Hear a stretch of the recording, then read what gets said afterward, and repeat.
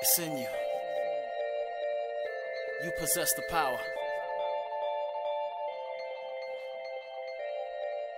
Just go hard. Ladies and gentlemen, welcome back. Welcome back to another episode of Be the Leader.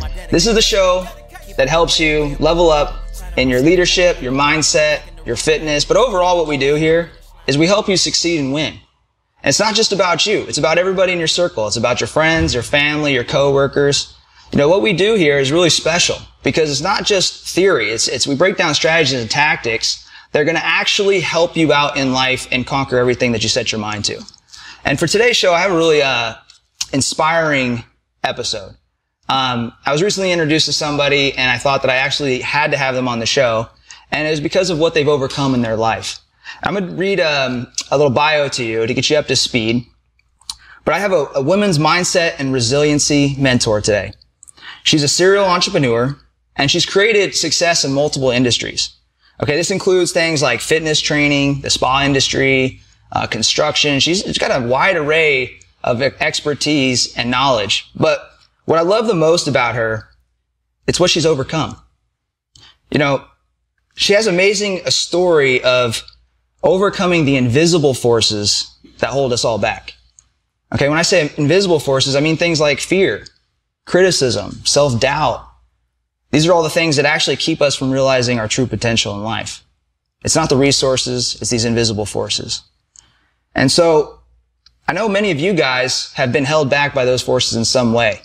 So it's my hope today that as you listen, you take notes and you study so that you can break free of that prison that you may be in. But, you know, above her story and what she's overcome, what I really love is her mission. You guys got to hear her mission statement, okay? Her mission statement is to lead women out of a place of chaos, fear, and desperation and into a place of power and purpose, and a life created by their design and dictated by their circumstances. So I'm very excited to bring in, ladies and gentlemen, Denise Bond. Well, you make me sound great, so thank you so much. You sound like a badass. Well, thank you. Thank you. So I have a bunch of stuff that I want to talk to you about today, but before we do, I have to ask you, do you think you were born to be a badass? Because with a name like Denise Bond... Well, it was kind of set already in the stars. I do agree, yes. Everybody asks me all the time, do you do the Bond, Denise Bond? And I'm like, 007 is pretty nice to have. So, yeah, it was set. Yeah. What was that like as a kid? Was it a thing or not a thing? Oh, it's still a thing. Yeah. It still is, and you just kind of, you know, I'm like, yeah, I've never heard that before. Thanks. It's just, so it's still a thing. Yeah. We even... back in the day, did a modeling shoot, and they set us up with almost like the Charlie Angels girls coming out. So we've played off of it quite a bit in my family. Yeah. I mean, I think we all have something like a little bit like that. Mine was Jeremiah, or my name's Jeremiah. So Jeremiah was a bullfrog. Was a bullfrog. That was what was coming out of my mouth. I was hoping that's where you were going. I was going to be very embarrassed if you were like, that's not what we did. I was like, oh, sorry. But yeah. So anyways, names are pretty funny. But, okay, so with that aside, you were born to be a badass. It was in your stars to begin with, your destiny. Thanks. And you realized that potential. But let's talk a little bit about, you know, some things that I want to talk about you. I want to talk about your story, and I really want the audience to get to know you, and I want to get to know you at a deeper level as well. But aside from your accolades, you know, you've done all kinds of things in the entrepreneurial space, huh? Like, I have. Wow. Anything that I wanted to attempt, I've been able to go after it. Yeah. Hasn't always been successful, so let's just put that clause out there. But I have at least gone after it and tried it. Yeah. Yeah. I think that's amazing because a lot of people are scared to start just one business or pursue one thing. Yeah. And you have a pattern in your life of constantly challenging yourself to go after numerous things. Mm-hmm. Have you been like that your whole life, or is that? I have. And you know, as I've gotten older, you know how we play games with ourselves in our minds, and sometimes I think that's a strength, and then sometimes I thought it was maybe a weakness because I couldn't be content and I couldn't settle. Even had others kind of, you know, allude to that, but then I just, you know, we're going to talk about some strategies and tools today, but just, it's a strength to be able to go and at least say I tried. I would rather say I tried than, you know, they say that the graveyard is full of so many business ideas and concepts, and nobody ever does them. And so I've always been one, until there's some parts of my story we'll share where it kind of changed a little bit, where I started getting in my own way. But I've always been one to go after it and try it. Yeah, you said there was some judgment from others, you know, as you pursue these different paths. You know, what did that actually sound like? Was it, you don't have to say names or anything, but talk a little bit about that in detail. Well, it's, you should be content with what you have, or, you know, even my own internal voice. I don't know about you, but I've got there's many voices that are inside of here all at the same time. If anybody ever really got in there and checked it out, they'd be like, this girl belongs, you know, somewhere else. But, you know, some of my own internal voices was, well, maybe I would be more successful if I stayed in one lane instead of having this adventurous or fearless type spirit. And, so that's why I say it can be a strength. And then also it could be viewed as a weakness, because I don't like to be boxed in. There's a great quote, and I don't know, Amy, we may have to find it, but there's a great quote I found when I was 40. I'm still finding myself, you know, I think we said that earlier, that I'm still trying to figure out who I want to be when I grow up. Still finding myself. I don't ever want to stop figuring out who I am or what I'm able to accomplish. But there was this quote when I was 40. It was my 40th birthday. I took off by myself to Ixcalac, Mexico, which, I don't know, I was diving. I went to a dive school down there by myself. Travel a lot by myself, which could be a whole nother, you know, episode for women that are fearful of traveling by themselves. And, anyway, I came out, it was my birthday morning, and I'm walking from where I was sleeping down, and on this wall was a quote, and it said, "I must be a mermaid because I have a great fear of shallow living and no fear of going into the depths." Oh, I like that. And that I was like, oh my God, that's me. I even called my mom and was like, I finally figured out who I am. I'm a mermaid. And she's like, what are you? And I told her that quote, but that's just been me. And for so long, I don't know about you, but it can make you feel like something's wrong with you when you aren't a carbon copy of, or even at least 3/4 of a carbon copy of everyone else. And so I always just had this desire for more, to do more, experience more, to be more. And when then that quote, "a great fear of shallow living," I was like, oh, that's me. Yeah. That's me.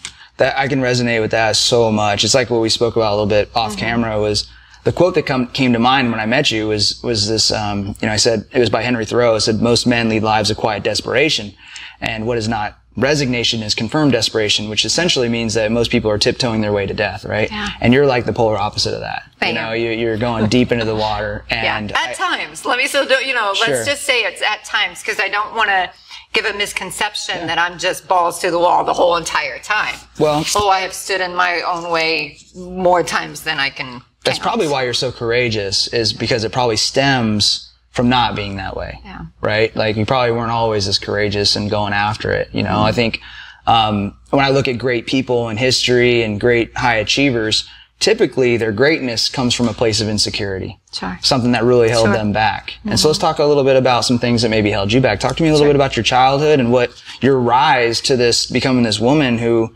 doesn't allow things. And I know you probably struggle still like everybody else, like we all do, but you refuse to settle for comfort and you continue to challenge yourself. So give me the backstory. What built you? So, my parents are pastors. So I was raised in church. Don't know any other life but going to church. Every time the door was open, we were in church. And so, was my dad's music minister. I could sing before I could talk. And so I thought that was going to be my life. I thought that was going to be, if you'd asked me, what are you going to be when you grow up? I'm like, I'm going to be a singer. This is it. So I kind of had it predetermined that that's just what I was good at. That's what I was going to be. So, growing up, I did music. My whole childhood was more about church. I wasn't really involved in a lot of school things. It was mostly music. We traveled. We had 100 voice choir, which was really super cool when we were young to travel. Went to Canada, and my dad is a amazing fire fallen type of preacher. And so I was raised in a great environment for that. Yeah. As I got older, I wanted, I'm more expressive, more creative, more emotional. I wanted to do some things that wasn't quite in the confinement of what was deemed appropriate for being in the ministry. Not anything crazy. Not like I wanted to go, buck wild. Yeah, you want to break the box, though. You want to break out of the box. I wanted to get my cartilage pierced. I don't know if you remember when that was. I mean, gosh, how long, years ago when that was popular. Couldn't do that. Wanted to get my belly button pierced. Couldn't do that. Like, there was just, which was, I understand it now. Did not understand it then when you're young, and you just, well, I can't, Yeah. I was so crazy. I even pierced my own ear one time by taking a cough syrup bottle, and that was a whole different story. But I would take it in and out going to school, and you know how painful that was. Anybody that's done that. But it was just, it was just a way to express myself. Sure. And out of love, nothing in a harmful way, but out of love, it was like, those are wrong. Those desires are wrong. Those things are wrong. And so that was kind of the inner dialogue that started happening. Not that just those things are wrong, but I'm wrong for wanting them. Right. Does that make sense? Yeah, absolutely. So like one of the things, you developed a disempowering belief system around wanting to express yourself, right? Yes. And for me, how I can relate to that is as a kid, I developed one about my intelligence. I thought that, all the kids would go to school and they would brag about how little they studied for the test and they would pass the test. And me, I was like studying or, what I thought was studying, and I would fail the test and I'd be like, man, I guess I'm just really, really stupid. And I guess I'm just not like them. And so then it became a whole belief system inside of my head that really limited me and put an invisible ceiling over my head. Oh, yeah. So I can definitely relate to it. Yeah. I really like this rebel that's in you, though. It's like there's this contrast here, you know? It's like I'm a good girl, but I also got a little bit of rebel in me, and I want to go do stuff, dude. But see, the rebel kind of falls into, and also even just saying that is like, well, something's wrong with you. Like, that's what I hear. True. I don't hear like, well, you're a fearless rebel. I hear like, oh, you're one of those. Like, does that make sense? Yeah. It even gives it kind of a negative instead of something that's celebratory. You want things different. That's awesome. So it makes sense.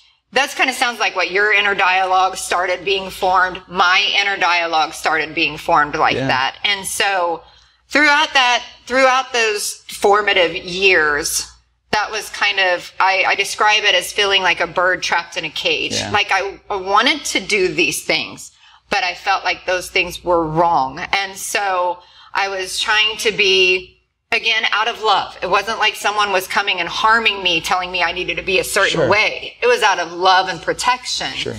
But it was just so different. And so there became that whole, I'm different. Right. I'm bad. I'm wrong. Something is there. So I did the best that I could to follow and please those that I wanted to get approval from. Cause it's so, there's not anyone, I don't think, that doesn't want the approval of their parents or, the people that are above them. So I did what I needed to do to be that person. Absolutely. One of the top fears out of humans that holds them back, people fear a lot of different things. Fear of ill health is one of them, fear of failure, but fear of criticism is one of the biggest fears that all humans have. And so that can really put you into a life of conformity. Yes. And not allowing yourself to be the full, maybe we won't even call it rebel anymore. We'll call it a Renaissance woman, because that's really what it is, right? Just different. Yeah. Renaissance beautifully people. Different. Yeah. They change history. And so that's what I see. Yeah. But talk to me a little bit about that path that took it on. So we have this inner dialogue going on that's causing a little bit of, it's limiting us, right? Yeah.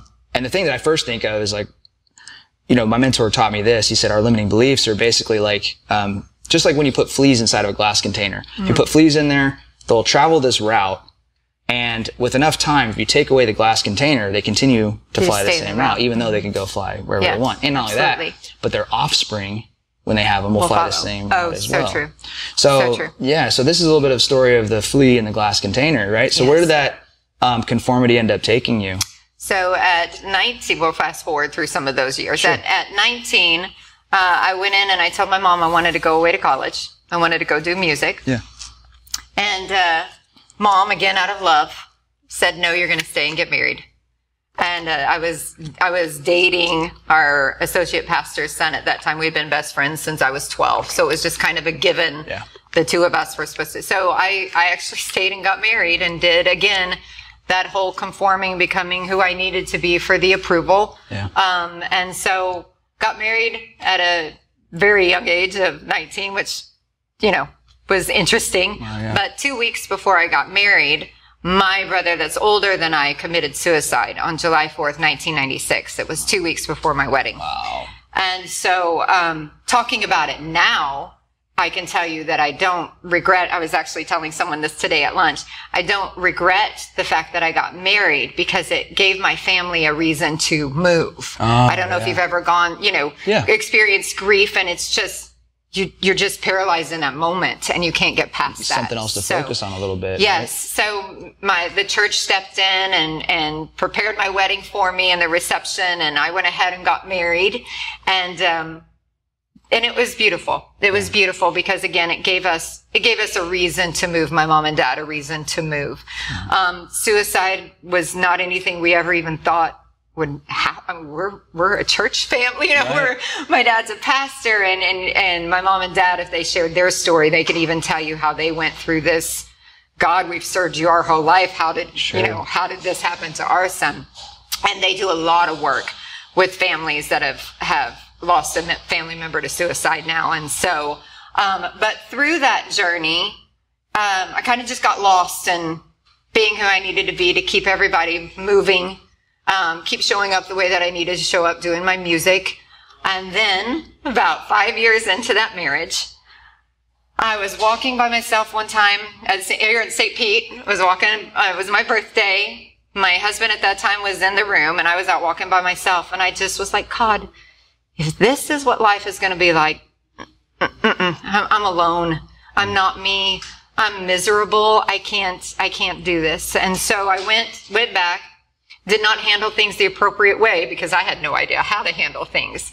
I went back and told them that I wanted to get a divorce. Now in church at this time, your parents? Told my parents. Okay. This is 20 something years ago. Sure. Divorce was just not really popular, especially in a small southern town in Illinois. Sure. Especially if you're the pastor's daughter, that is just not that's probably the worst thing besides my brother's committing suicide. I was probably the next in line as what else could happen to this family. And, so they, again, out of a place of love, answered me the best that they knew how to answer. And it was, have a baby. That'll help you, give you something to focus on. Yeah. Or you can't do this to the church. It'll cause the church to split. And so I said, okay. So I left, and I was, back then, our elementary schools used to have slides. I don't even know if they have slides anymore, but the kind that you would shoot across the whole parking lot on. So it was one evening, I'm laying on this slide, looking up at the stars, and I said, okay, God, I'm going to have to get out of this. I know that divorce is not, being taught divorce is wrong. Get it. Other things are happening. Other factors are happening.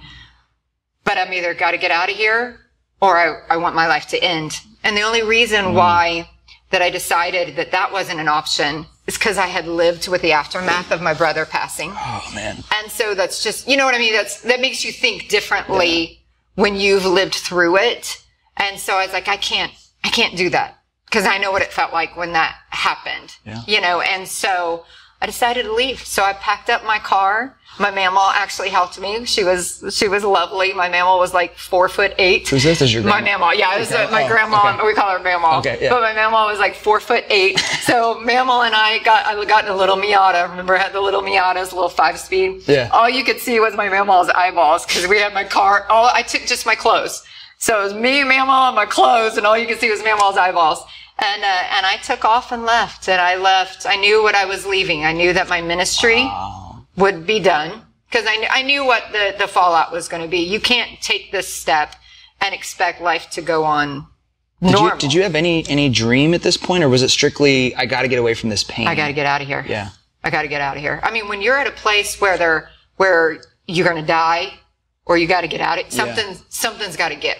And I didn't know how to handle it appropriately. So let me just say, I blew everything up I could blow up because I just didn't know how to. Well, you're only 24? 24. Yeah, 24 years old. I didn't know how to handle that. And I didn't have anybody helping me handle it. It was just, get me out of here. Yeah. Get me out of here. And so I blew it up and I left a aftermath of disaster behind me. But I knew that was my choice. Talk about courage. I mean, there's so many layers of courage in there. I mean, it really is. I'm just going to put my water bottle. Yeah, no, do your thing. There's so many layers of courage there. I mean, everything from your brother's, suicide to the divorce to changing your life and walking away from home. And I can only imagine what the pressure of that was all like. All I could do right now at this moment, so all I can tell you is it was just a void. It was like a survival instinct. Yeah. I don't care where I go or what I do or what I have. I didn't take any money. I took my clothes.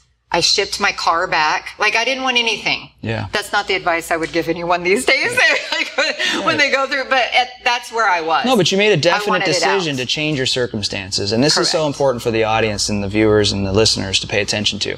Yeah. Like, some of you guys are afraid to leave your home and you have a great situation going on and you're scared and terrified to death, but you're not doing anything about it. And it's really what? Giving up what? You're not going to give up anything. Your family's still going to love you. Everybody's going to care about you. And this is a totally different situation where there's massive judgment, massive fear, and yet we made an instant decision to change our life, and we got in the car and we went with no real plan of action in place. Now, we're not recommending that, but they say that my mentor told me that desperation is a creative state. It can be. And I joined the military out of desperation. I said enough is enough. And I think that more people to live full lives need to get sick and tired of being sick and tired and say, you know what, enough is enough. Yeah. And I think that's a good point to bring up, because you may feel like you're stuck and you have no choice. That's your fear talking. That's your inadequacies talking. You can make it. Yeah. Like, I was in such a place where I didn't care what else happened. I would figure it out. Yeah. But I think so many people stay in relationships because they don't think that they can make it. I'm talking women. Yeah. Men may as well, but I'm talking from a women's perspective. And I've been in that position as well, where I stayed because where am I going to live? How am I going to pay for my bills? And so these fears, these how am I, or I'll never, whatever kind of dialogue you're having, keep you stuck. And for me, that stuck felt like I was in a pressure cooker. It didn't feel like I was stuck like, well, this is just fine. I can make it. It felt like everything was closing. I mean, if you're in a place where you would rather tap out of this life versus live the life, maybe you got to do something. You got to do something different. Got to do something different. Can I ask a question for it to you? Sure.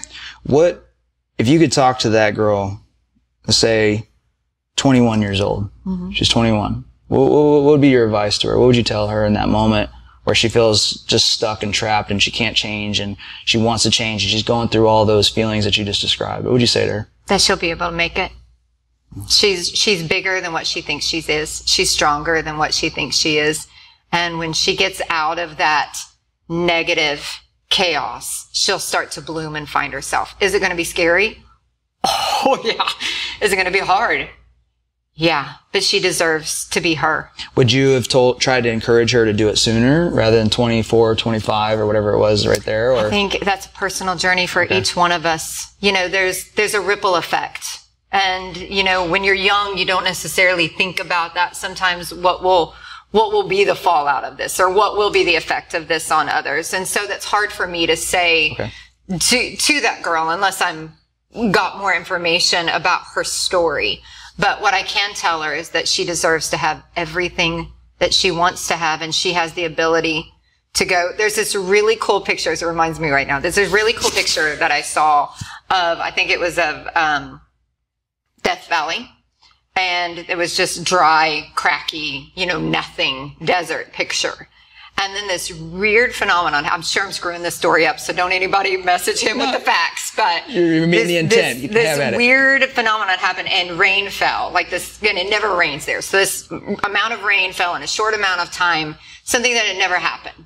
Well, this photographer had taken a picture of the Death Valley of what we know it to look like, with nothing except cracked sand, like it's in the movies. And it took a picture of the after. And after is the same area was full of wildflowers. And that picture is so amazing because we, at some points, this young girl may think she's the Death Valley. She has nothing. But in the right conditions, when the water fell, those seeds that had been there the whole entire time bloomed. Yeah. And so I love that every time I think of that picture, because where I felt like I didn't have it, couldn't make it, would never make it, where this young girl feels like I I don't have it. I can't make it. That picture shows me that what we need is there the whole entire time. We just got to get in the right environment so that it can grow. Yeah. And I think that's beautiful. I know, I knew we're going to be teary-eyed too. Don't look at tears with his eyes. We both said we weren't going to cry on the show. I know, here we are crying. But that's what we need is there. And that can go in any area of our life, whether we're in our 20s, our 30s, our 40s, 50s, 60s, 70s, whatever. You know, I work with women that are in their 70s. Yeah. The seeds have been there. We just have held ourselves captive to the wrong environment. Yeah. And we said this earlier. I fully believe I've been the one that's been locking myself in that because I didn't think I had those seeds. I didn't think I had what it was going to take to make it. How do we get to the garden? How do we get to the other side of the drought that we might be in? I mean, we have to make a decision at some point, right? But yeah. Should that person find inspiration? Like, what do we do to get to the other side? So it's about taking ownership. First of all, I think you need to recognize the key is in your hand, and that you've been keeping yourself in the dry drought, right? Yeah. Like. I like that image. I'm picturing I'm in a prison cell and I have the key, and I'm stuck inside of it and just like, let me out of here. Yeah, and I can't figure out how to get out. And then at the same time you're screering, let me out, you're locking yourself back in. Right. It's totally what we do. We're a prisoner to our own comfort. Yeah. We're a prisoner to people's approval. Like we are building that own prison around us. And what I want to teach women to do is, first of all, you've been the one that built it.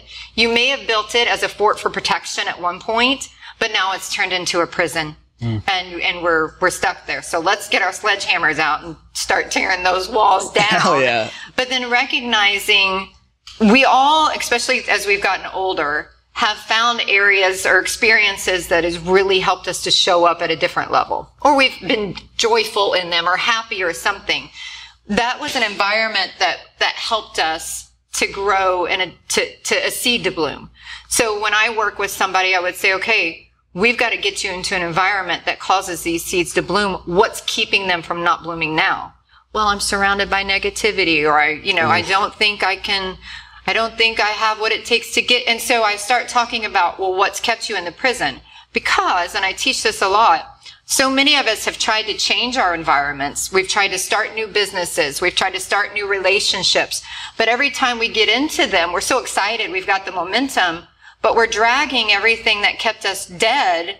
And so we're just rebuilding the prison over here. It's a new environment. But if you don't get everything that's held you captive off of you, it's going to turn into the same prison. What are some examples of that? Like, what do we need to release from so that when we go to a new environment, maybe I leave my home state for the first time, and I find somebody that I'm absolutely in love with, and I move to their state, and I'm really, I want to do a good job, and I don't want to destroy this, and I know that I got some baggage. I know that I've taken ownership in my situation. I've released myself, but I don't want to build that prison again. What do I do there?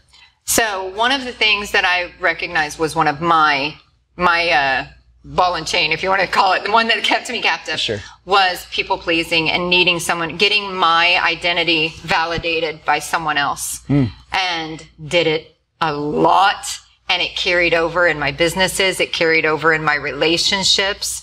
I would literally become who I needed to be for that relationship to work. Does that make sense? Yes. Like a chameleon or like whatever. Totally like change. My routine would become, and I see so many women, I'm sure men do this, but from the women's perspective, my routine became their routine. My likes was what they liked. And I started losing myself. Sometimes I didn't even, I hadn't even found myself. If you look at my story, I was what everyone else needed me to be. Your whole life you didn't know who the hell you were. And so now the most thing that you're most comfortable with is becoming what somebody else wants you to be. Somebody else, and because that's how I got my validation. Right. I mean, when I first started doing my master classes online, I was attached to how many people showed up or how many people said I did a good job, and so approval addiction became a really big thing that I had to recognize that I was still carrying around. Yeah. And I was building my prisons again, because if a set number of people didn't show up for my masterclass, it'd be like, oh man, I did a bad job. Or if I didn't get that, hey, you did a great job, I'd be like, oh, I did a bad job. Yeah. So it became more about getting people's applause, getting rewards than it did. And like I said, that's in relationship, that's in businesses. I mean, you can probably call out so many areas of our lives. So I had to recognize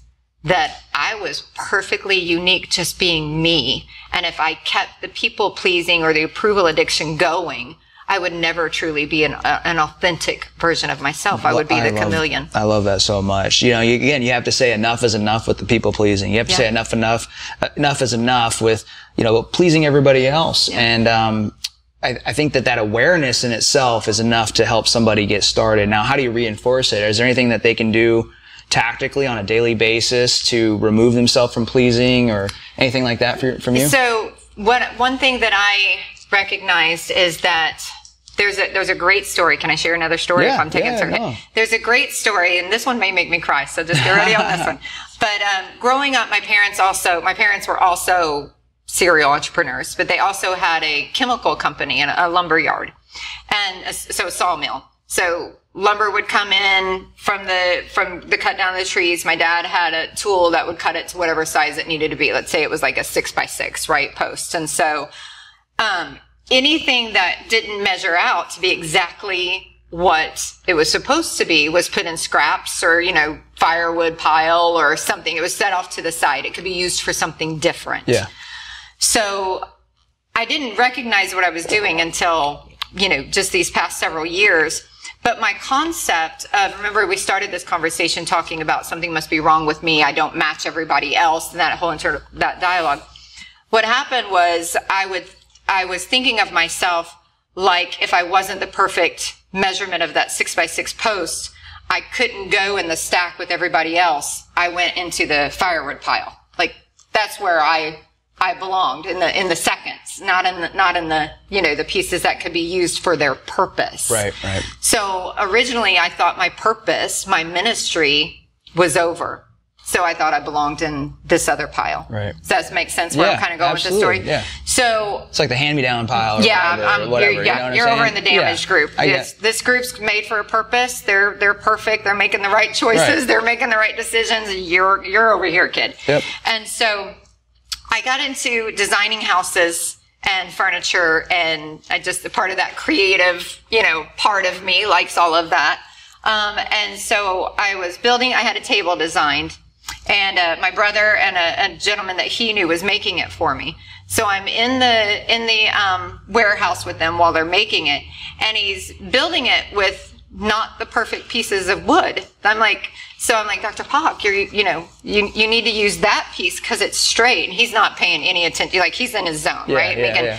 And so finally, after I see him using pieces that had, you know, notches out of it. There was a piece that had a bullet that had been dug out of it. This just piece had been burned at the end. I see him using all of these pieces. Finally, I'm losing my, you know, might have a little bit of control issue, as we said earlier, but I'm losing it. And I'm like, Dr. Pock, you're going to make my table look horrible. And he kindly kicked me out of the facility. Well, by the time the table was finished, it was the most beautiful, unique, one-of-a-kind table. I mean, I couldn't have even designed it to be that gorgeous. And I bring that back to the sawmill story because what made that table so beautiful was that it was made from the seconds. It was made from the damage. And so that dialogue and starting to speak to myself like that, yo, you're not damaged. You're not broken. Yep. You're actually something that can be used as a unique, beautiful masterpiece. Speaking to myself like that and recognizing that childhood story and how I've actually lived that all the way up into my 40s, that not maybe consciously knowing I was living it, but subconsciously believing I belonged in the seconds. Sure. And then looking at my house, and my whole freaking house is full of this furniture that's been made from all of these pieces, and they're gorgeous. And so I say that to say, how do you quit that approval addiction? Recognize that you are a unique masterpiece, and everything that was meant to break you did nothing but make you into something that can be beautiful. Quit getting teary-eyed. Lord have mercy. But so that's that's how I speak to myself, and that's how I encourage myself through those moments. Because it's not like those voices are gone.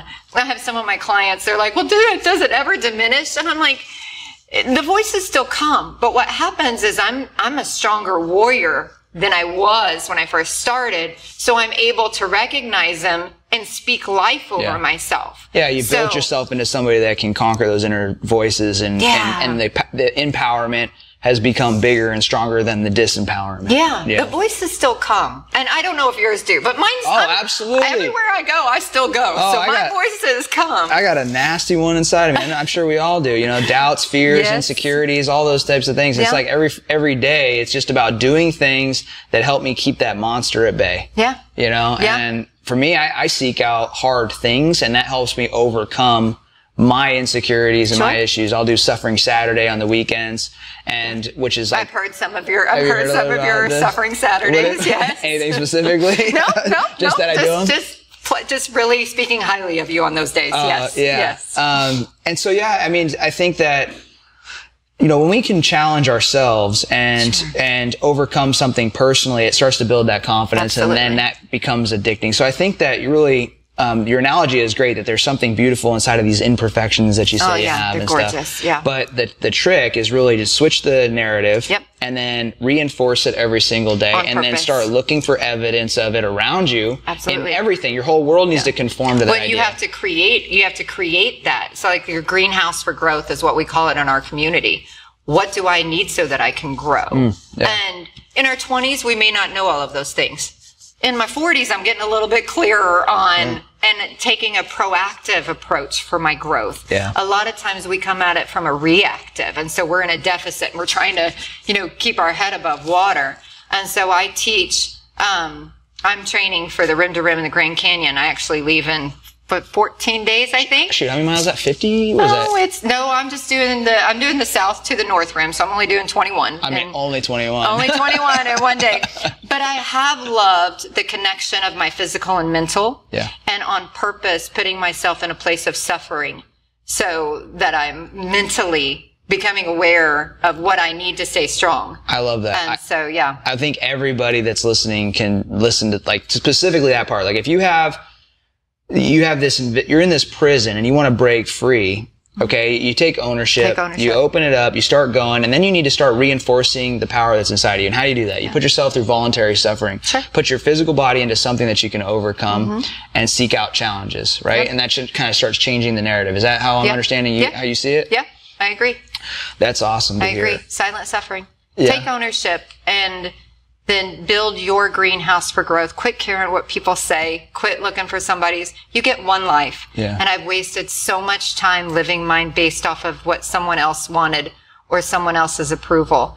And I don't want to do it anymore. Yeah. I want to be happy and satisfied with me. Yeah. And as we said earlier, keep finding me, because I haven't found all of me yet.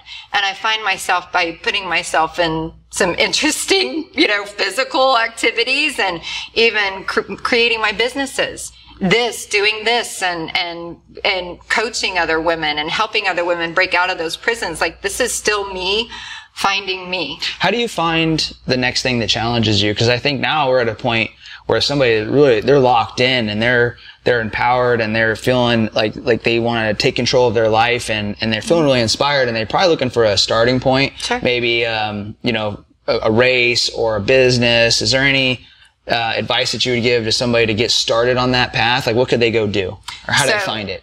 Well, one of the things that I teach in my community is some people are like, I don't know where to start. Yeah. So let's just, instead of setting a goal that may seem too far out, let's just say, where do we start? Yeah, that's good. And I tell them, just start with the next best thing. Look at what you have in your hand. What's the next best move that you can make? I use stories a lot, or analogies, because they help me. Yeah. I kind of got to break things down so that I understand them a lot better. But we play cards a lot in my family. And it was like playing either Uno, we play spoons. I don't know if you know what spoons is, or rummy. Spoons. But you can hold those cards waiting for this one perfect card to come. And the way that we play, somebody else would go out, you'd be left with a whole handful of high point cards, right? And I'm like, instead of playing life like that, which I know you're like playing life like cards, that's kind of an easy analogy for you to make. It's just the concept. Yeah. So follow me on the concept. What if you just laid down what you had in your hand and at least made a move, and got momentum going and got some points? As you said, once you put yourself in those places, then confidence grows, and then you start showing up a little differently than you did back here. So what's the next? Now for me, I've created a purpose. I've created, I may not be exactly what I want to be or don't know what I want to be, but I know what my purpose is. And my purpose is to help women who felt trapped like me, as you read it earlier, to lead women out of the place of chaos, fear, and desperation and into a life of power, purpose, and one created by their design, not their circumstances. So everything that I do, whatever I have in my hands, does it help me do that? Yes. Okay, play it. Does it go against that? It goes against it. Don't play it. And I just make it like, that's simple. Yeah, it's binary. It's like, does it get me to what I want? Does it not? And is it this far of a movement? Is it this far of a movement? I don't care if it's a movement. Play it. Yeah. So that could be like, if I'm in a state trying to go to another state, change my life, it's, maybe I can't move there and buy the perfect house that I want, but I can jump on a plane and go there for the weekend. Go investigate it. Go spend, do a staycation there, go do a couple of weeks and then build upon that. And through building and getting those little wins, those little victories, I'll discover even more about myself. Absolutely. I'll discover more about my purpose. And I'll end up building this whole beautiful home to live in versus the prison that I started out in. Yeah. Or you'll stay until, so many people stay in that prison because they're waiting for everything to be perfect. Yeah. Or well, what if? And the fear comes in. What's the next best move? Yeah. What's the next best move you can make to change your situation right now with what's in your hands? Talk to me a little bit about your communities and your, the current business that you're running and you're most passionate about. Share a little bit about that with me. Tell me what it looks like and what you're doing. So I've got two going, got a couple going now. Yeah. But what I'm so excited about doing and what we're doing here is just this concept of helping people that feel like they're captive, that feel like they're stuck, and feel like they don't have any other option or choice. Because so many people think this is it. This is the life I've got. I'm just going to ride it out until it's over. Right. And I refuse to believe that we're just blobs to take up space. I believe that every single one of us has a purpose. And if we can have our eyes opened that we're holding the key and that we're stuck in a prison to these things, these inadequacies, these fears, approvals, all of these things that we're being stuck in, and go be who I think we were actually created to be. I can't tell you who you were created to be, but I can tell you go find him. Go do whatever you can do to go find whoever that may be. And change your concept of failing. Yeah, but what if I try this and it fails? No, you tried it and you learned. That could be a whole nother talk where you talk about, changing what failure means. It's almost like when you said rebel earlier, it's like got a negative tone to it. But I'm so excited about being what I needed someone to be for me. I needed somebody, to that 20-year-old girl that we were talking about, I needed somebody to see that I was hurting.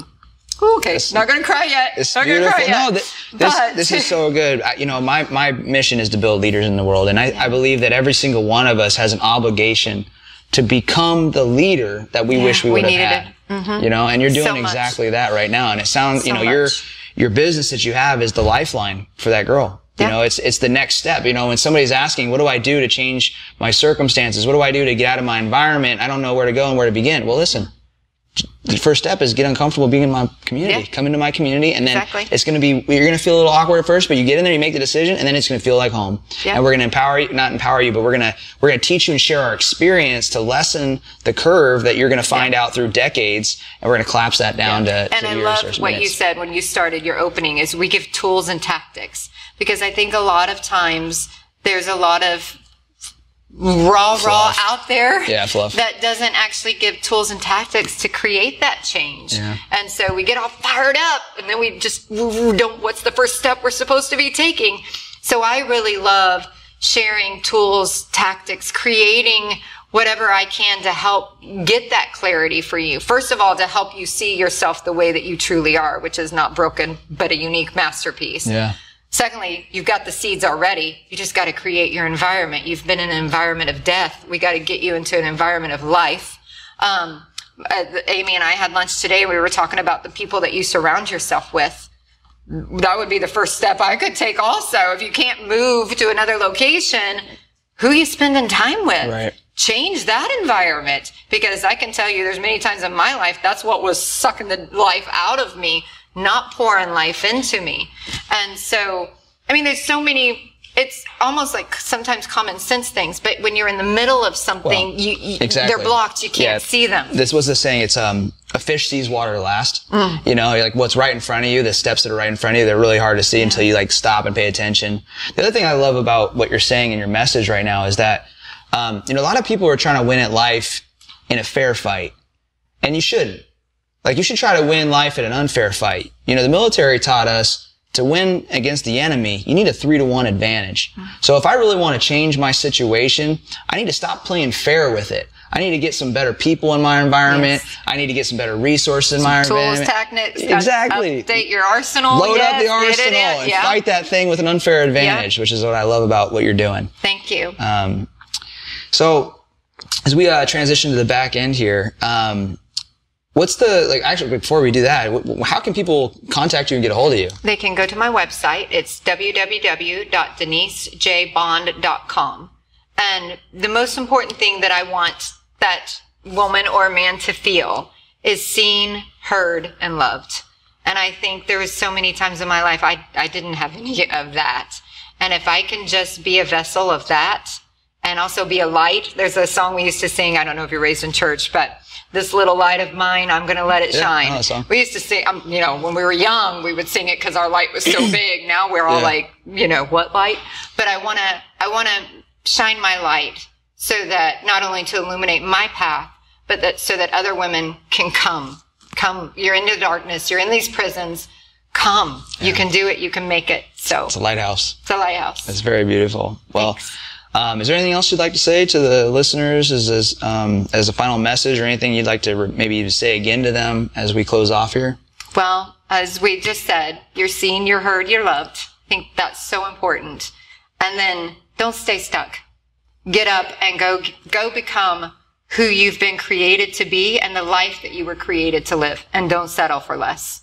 You can do it. Hell yes. Ladies and gentlemen, that was an awesome, incredible, and inspiring masterclass on breaking free in life and living a life on your terms. I hope you took notes. I hope you studied. If you didn't, I mean, go back, even if you did. Yes, rewatch this again and again and get that good input inside of your mind. Your mind is amoral. It doesn't care what you plant there. You need good stuff in there. And share it. Because so many people are in a state of desperation. And when you said desperation can desperation can also be a place where we make permanent outcomes based off those temporary moments of desperation. So share this, because a lot of people are desperate and don't have anybody helping them to find the light. So absolutely. Share it. Thank you so much, Denise. You're for coming welcome. On. Thanks, and we didn't cry. Sort of. Ladies and gentlemen, you heard the word. Pass this episode around. Share with a friend. You have an obligation to do that and help somebody else out. Until next time, be the leader. I need some motivation. Every day I try a little harder, but my dedication. Keep my head way, way above the water. Priding myself when I yell at the wall. Begging to run, but I needed to crawl. I see the finish line up ahead, trying to get traction from all of this tread. I am a king, I am a queen. I am more than the people can see. I am strong when I'm needing to be. Vulnerability's nothing to me. You can try, but I'm unshakable. My successes is never debatable. I'm chameleon, I'm so interchangeable. Here's to you and all that you are capable. You gotta go hard, better get it. You gotta